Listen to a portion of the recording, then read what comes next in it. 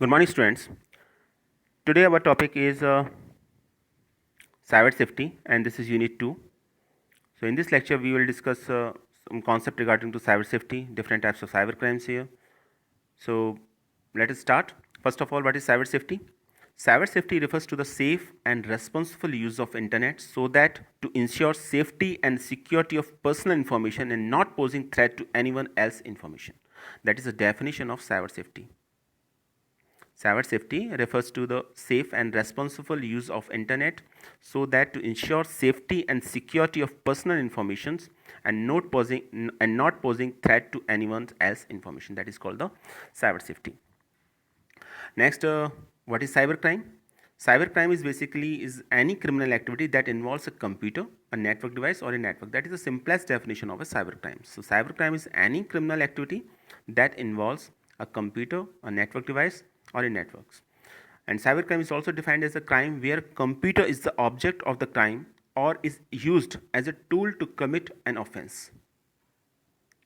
Okay, so computer is defined as a cybercrime is defined as a crime where computer is the object of the crime or is used as a tool to commit an offense.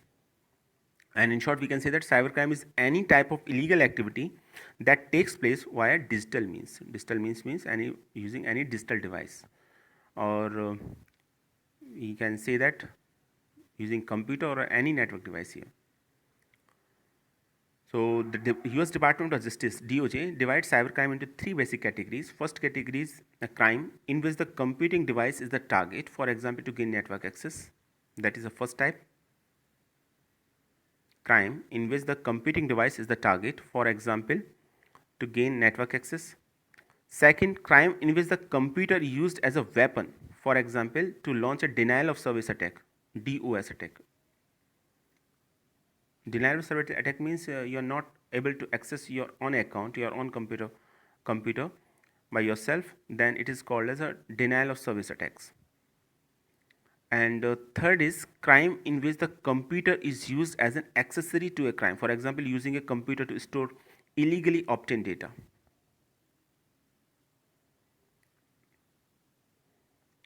Okay, crimes in which the computer used as an accessory to a crime. For example, using a computer to store illegally obtained data. So there are three different types of cyber crimes. In first type of cybercrime in which the computer device is the target, for example, to gain network access.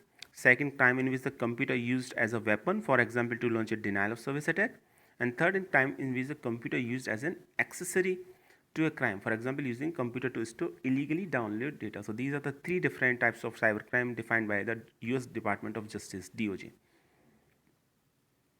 So these are the different types of cybercrimes here. You can easily see that unauthorized use and hacking is a type of cybercrime. Most common cyber crime, if you can access unauthorized, if you just access an account which is not for which you are not authorized, that is also called as a cybercrime. This is a type of cybercrime, and hacking is we always know that is a type of cybercrime. Web hijacking, if you hijack a website, that is also called a cybercrime. Pornography, child sexual abuse, these are the types of cybercrime also. And cyber stalking, we will discuss cyber stalking later on in this video. Software piracy is a type of cybercrime. Salami attack, we will discuss salami attack in these videos also. Service attacks, if you just attack on his service and prohibited a person to use that service, that is also a type of cyber attack or cybercrime. Virus attack, using virus, you just steal the data from any other computer, that is also, or just destroy the data, it is also called a cybercrime. And phishing, we will discuss the phishing in this videos also. So some important topics that will be discussed in these videos are phishing, farming, and spoofing. These are the three important types of cyber crimes we will discuss. These are related to each other, so all are considered into a single unit. Phishing here, not written any other else here. You can easily see that. Then salami attack, and then cyber stalking and cyberbullying. These two terms are used together. So let us take them one by one. First of all, salami attack. Salami or slicing. In information security, salami attack is a series of minor attacks. that together result in a larger attack. Computer ideally suited to auto, automating this type of attack. So in salami attacks basically is a series of minor attacks that together result in a larger attack, that is also called as the salami attack. Now I think this concept is quite clear to all of you, salami attack. Next is privacy. Privacy basically is not a type of cybercrime. These are the two terms, privacy and scam, that is discussed here in terms of the cyber safety. So privacy is the protection of personal information given online. In the e-commerce especially, it is related to a company's policy on the use of users' data. And scam is a term used to describe any fraudulent business or scheme that takes money or other goods from unsuspecting person. There is another term, scam. Scam is a term basically used to describe any fraudulent business or scheme that takes money or other goods from an unsuspecting person. And a person who does a scam is referred to as a scammer. Always remember that. Next is phishing. Phishing is a type of cybercrime, and phishing is the process of collecting your personal information through emails or website claiming to be legitimate. That is very important and most common type of cybercrime here. Phishing is the process of collecting your personal information through emails or website claiming to be the legitimate. For example, if you just there's a mail and that says that you win a lottery of about 20 lakhs or something else, and for this purpose, if you want to claim that lottery, you just give that personal information on a particular link. So you just go to that link and just type a personal information, whatever your Aadhaar card number, your personal details number, your name, your secondary name, your bank account details. In this type of information you can easily fill on that web page, and that submit that web page. Then you send or you just give your personal information to another person, and that person basically use that information for the purpose of identity theft and for the purpose of financial losses. So he can access to your bank account, and he can make another account or another social account on the behalf of that documents that you just provided to him. So that is a result in case of the identity theft and financial losses. So case is called as the phishing. So phishing is the process of the collecting your personal information through emails or website claiming to be the legitimate, that are the correct one, that website are the correct one, and you just give your personal information to that website. So this information can include username, the password, your credit card or debit card number, your social security numbers, or your Aadhaar card numbers. Such types of details can include in phishing. And oftentimes the email direct you to a website where you can update your personal information. So phishing basically direct to a website where you can just give your personal information there. And because these sites look official, they hope that you will be tricked into disclosing valuable information that normally would not reveal. So you just give the personal information, that because these sites looks very official. So this is the concept of phishing. I think concept of phishing is now quite clear to all of you. So let's take them point one by one. Phishing is the process of collecting your personal information through emails or website claiming to be the legitimate. First point. Second point is this information can include username, password, credit card numbers, social security numbers, etc. And oftentimes the email directs you to a website where you can update your personal information. And because these sites often look official, they have you will tricked into disclosing valuable information that you normally would not reveal. And this oftentimes result in identity theft and financial losses. So what is the final result of phishing? Identity theft and financial losses. Second term is spoofing. So in spoofing, an attacker alters his identity so that someone think he is someone else. So that is the smallest definition of spoofing, in which the attacker alters his identity, changes his identity, so that someone thinks that he is someone else. And there are three different types of spoofing: email spoofing, IP spoofing, and web spoofing. And in spoofing, basically attacker basically use different email ID, user ID, or IP address. So attacker exploit trust relationship between the user and the networks machine to gain access to the machine. And he can easily access these three: email, user ID, or IP address. Using these three, he alters his identity so that someone thinks that he is someone else. And there are three different types of spoofing: IP spoofing, email spoofing, and web spoofing. Basically, in IP spoofing, attackers use IP address of another computer. As you know that IP address is a unique address, unique logical address that is provided by internet service provider, just like that Jio, Vodafone, Idea, Airtel. So whatever you have a same of different companies. So you have a basically some unique IP address for that purpose. So in this IP spoofing, attackers uses the IP address of another computer to acquire information, or another devices to acquire the information to gain access.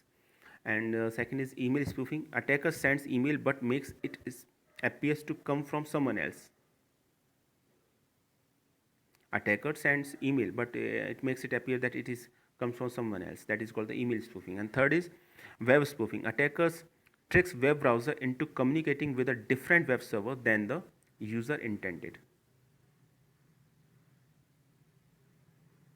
So user basically select wrong web server in the case of web spoofing. So these are the three different types of spoofing: IP spoofing, email spoofing, and web spoofing.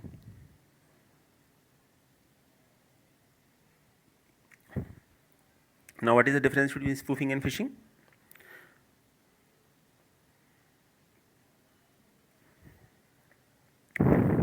In phishing, hackers try to steal the sensitive information of the user, as we know that according to the definition of the phishing. But in spoofing, hackers try to steal the identity to act as another individual.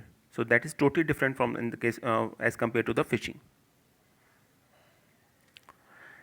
Phishing, it is operated in a fraud manner, but spoofing, it does not require any fraud. Okay. In phishing, information theft. In spoofing, information is not theft, because according to the definition of spoofing, you can easily see that attacker alters his identity so that someone thinks that he is someone else. And next difference, in phishing, hackers try to steal the sensitive information of the user, but in spoofing, hackers try to steal the identity to act as another individual. That is a basic and major difference between phishing and spoofing. In phishing, hackers try to steal the sensitive information of the user, but in spoofing, hackers try to steal the identity to act as another individual. And phishing, it is operated as a fraud manner, but in spoofing, it does not require any kind of fraud. Next is phishing cannot be a part of the spoofing, but spoofing can be a part of the phishing. So sometimes spoofing, we can consider spoofing as a part of the phishing. Okay. And in spoofing, basically needs to download some malicious software in victim's computer. Without this, spoofing cannot be done. But in phishing, no such malicious software is to be needed. And phishing is done to get secret information, such as your Aadhaar card details, your bank account details, your password, your credit card information. Such type of detail can be get by using phishing. And spoofing is basically done to get a new identity. So spoofing basically done to get a new identity. And as far as typing of phishing is concerned, so there are three different types of phishing: phone phishing. Two types of phishing are here: phone phishing and clone phishing. And three types of spoofing are here: IP spoofing, email spoofing, and URL spoofing. So that is the difference between phishing and spoofing. The main points are, first of all, in phishing, hackers try to steal the sensitive information of the user, but in spoofing, hackers try to steal the identity to act as another individual. That is the first important difference. And second important difference is that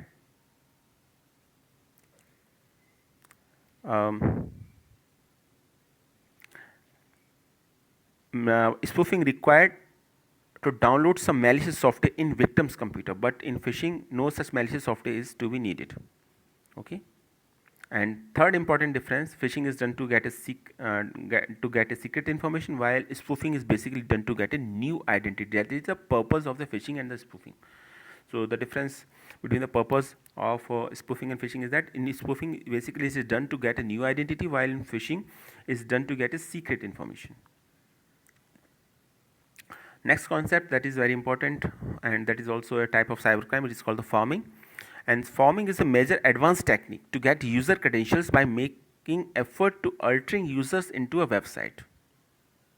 That looks like same as that of phishing, but there is a little bit difference when we compare pharming to a phishing. In other words, it misdirects users to fake website that appears to be official, and victim gives their personal information by fault.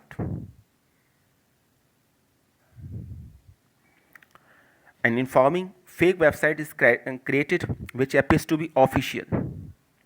Users then access the website and request is popped up regarding username and password and other credentials. So pharming, there are two important points. First of all, it is a more advanced technique as compared to phishing. Second is, in this, basically user credentials by making effort to entering users into a website, so redirect user to a fake website is the main of the pharming, is the main concept behind the pharming. So it misdirect the user to a fake website, and that fake website appears to be official, and where the victims gives their personal information by fault, not by intention, by fault, because this fake website appear to as same as that of the official website. That is the concept behind the pharming. And in this diagram you can easily see that there is an attacker, and this is the using DNS servers. It he basically redirect the user to a fake website, and user go to the fake website, think about the fake website that it is a legitimate website, but it is a fake website, and user just gives its personal information or posts that personal information on that fake website. So what is the concept of DNS server? What is DNS server? A DNS server, also called as a domain name server, are the internet's equivalent of a phone book. So they are the equivalent of a phone book. They just same as that of the concept of the phone book, and they maintain a directory of domain names and translate them into internet protocol addresses, IP addresses. So domain name are finally converted into IP addresses. So this is necessary because although domain names are easy to people to remember, computers or machine access website based on the IP addresses, because different computer or different machine access websites on the basis of the IP addresses. So there is a concept of domain names. So domain names, domain names are the part of domain name servers, DNS servers, which collect all the domain names and translate them finally into internet protocol addresses. So domain name is just like a phone book. Domain name server is just like a phone book. It basically contains different domain names, and finally they translate this domain name to the IP addresses, because these IP addresses are basically used to access different websites. So in case of attacker first of all just attack on DNS server, and using DNS server he or she basically misdirect the user to and send them to a fake website where they just give their personal information or important information. Next, there is a difference between hacker and cracker. These two terms look like the same, but there is a difference between hacker and cracker. Basically, if in one line, if you want to say that how cracker and hacker are different, both are doing the same things, but crackers have malicious intentions as compared to the hackers, and they gain unauthorized access. They destroy important data. They stop a service provided by the server, or they basically cause problem for their targets. But in case of hacker, it is not so. Hackers must just do this, hack the data or programs for just find out the loopholes of that programs or the software, or just um, do it for their fun. So there is a difference, big difference between hacker and cracker. Or the big difference is that crackers are the, we can say that, criminals, or they have malicious intentions. But in the case of hacker, it is not so. So let us take these 4 points one by one. First of all, according to the definition of the hacker, a hacker is a person who is interested in the working of any computer operating system. Most often, hackers are the programmers, and hackers often advanced knowledge of operating system and programming language. They may know various security holes within system and the reasons of such holes. While the crackers is a person who breaks into other people's system with malicious intentions. Always remember that, with malicious intention. Okay, and crackers gain unauthorized access, destroy important data, stop service provided by the server, or basically cause problem for their targets. And crackers can easily be identified because their actions are malicious. And hackers constantly seek further knowledge, share what they have discovered, and they never have intention about the damaging or stealing data. That is the main point about hackers constantly seek further knowledge, so they just do the hacking for their enhancement of their knowledge, and share what they have discovered, and they never have intention about the damaging or stealing data. But as far as cracker is concerned, they have intention about the damaging or stealing of data. And hackers, they does not work against the law, and while crackers are always work against the law, so they are the criminals, we can say that. So they hackers basically, they are the always find weak points of the applications, operating systems, website, and secure it. And while the crackers, they have always bad intention whenever they work. So hackers basically try to find hackers are basically work for the try to find out the weak points of the of any application of the or any operating system or website, and they just try to secure it. So just find their main focus is to is to find out the main weak points of a particular application or of operating system or a website, and finally secure it. They secure these website or applications, while crackers basically do this work for bad intention, and they gain unauthorized access. They sometimes destroy data, steal the data, and stop service providing by the servers. So that is the basic difference between the hacker and cracker. Now I think the difference is very much clear to all of you, the difference between hackers and crackers. So crackers are the person with bad intention, while the crackers are the person who gain access, unauthorized access, but they have no bad intention. They just do it for their fun, or just to gain their knowledge, or just to recover, or just to find out the weak points of an application or a software, and their main focus is to secure the application. That is the purpose of the hacker. But crackers are the criminals. They just do it for their bad intention. They just access unauthorized access. They just want to destroy the data. They sometimes steal the data. They just stop the service, and so they have malicious intention, we can say that. So crackers are the bad persons, and they work against the laws. So that is the basic difference between hacker and cracker. Most of the times crackers are also called the hacker, but it is not so. There is a big difference between the hacker and crackers. Crackers are the person with malicious intention, or we can say that the criminals are called the crackers. There are some other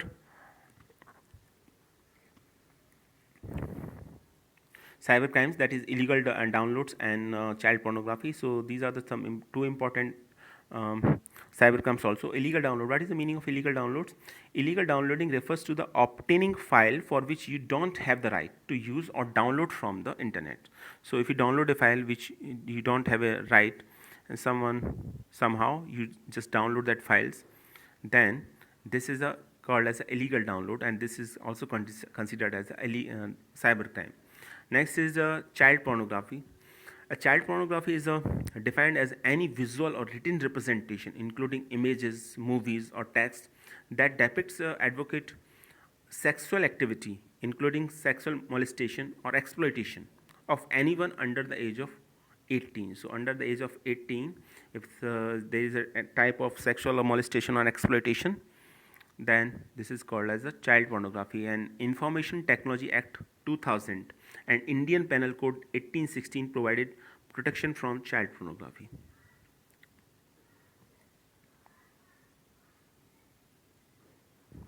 Next is cyberbullying. There are two terms which comes together, cyberbullying and cyberstalking. So let us take them one by one. First of all, cyberbullying. Cyberbullying is the use of digital communication tools such as the internet or the cell phones to make another person feel angry, sad, scared, usually again and again. So that is the concept behind the cyberbullying. An example of cyberbullying includes sending hurtful text or instant messaging, posting embarrassing photos or videos on social media sites, and spreading mean rumors online with cell phones. These are all the other types of the cyberbullying. And cyberbullying, there are the 4 points regarding to the cyberbullying. First point is cyberbullying is bullying that takes place over digital devices, first of all, like cell phone, computer, and tablets. So cyberbullying is that takes place over digital devices. That is first point. Second point, cyberbullying can occur through SMS, text, an application, or online in social media forums or gaming where people can view, or participate, or share their contents. Third point, cyberbullying includes sending, posting, or sharing negative, harmful, false, or mean content about someone else. And next, it can include sharing personal or private information about someone else, causing embarrassment or humiliation. Some cyberbullying crosses the line into unlawful or criminal behavior. Okay, so these are the four important points regarding to the cyberbullying. First of all, cyberbullying is takes place over digital devices. Second point, can occur through SMS, text, or application or online social media forums, etc. Third point, it includes sending, posting, or sharing negative, harmful, false, or mean content about someone else. And fourth important point, it can include sharing personal or private information about someone else, which causing embarrassment or humiliation. So these are the 4 points regarding to the cyberbullying. Next, cyberbullying. Most common places are where cyberbullying occurs: social media sites such as Facebook, Instagram, Snapchat, and TikTok. TikTok is now banned, totally banned. So next is text messaging and messaging apps on mobile or tablet devices. Next is instant messaging, direct messaging, and online chatting over the internet. And online forums, chat rooms, and message boards such as Reddit, email, or online gaming communities. Next is cyber stalking. What is cyber stalking? Cyber stalking is defined as the online stalking. First of all, online stalking is called as the cyber stalking. It involves the repeated use of the internet or other electronic means to harass, intimidate, or frighten a person or a group. Okay, so it involves a repeated use of the internet or other electronic means to harass, intimidate, or frighten a person or a group. And cyber stalking is a crime in which the attacker harasses a victim using the electronic communication such as a mail or instant messaging, IM, that is also called as IM, or message posted on a website or a discussion group. So cyber stalking messages differ from the ordinary spam in that a cyber stalking targets a specific victim with often threatening messages, while the spammer targets a multitude of recipients with simply annoying messages. So there is a difference between spam and cyber stalking. Cyber stalking basically aims to frighten or to basically harass some person or a group. So that is the definition of the cyber stalking. So that is the difference between the cyber stalking and the cyberbullying. And what is plagiarism? Plagiarism is the act of stealing someone else's creative ideas or languages. It is considered to be a cheating and a corrupt act. And in advanced country, it is considered as a cybercrime. So to steal someone else's ideas, creativities, or a language, that is called the plagiarism. And it is also a type of cybercrime. So this is all about today's lecture. I hope you like this video. In this video we already discussed some points regarding to cybercrime, different types of cybercrimes. So thanks for watching this video.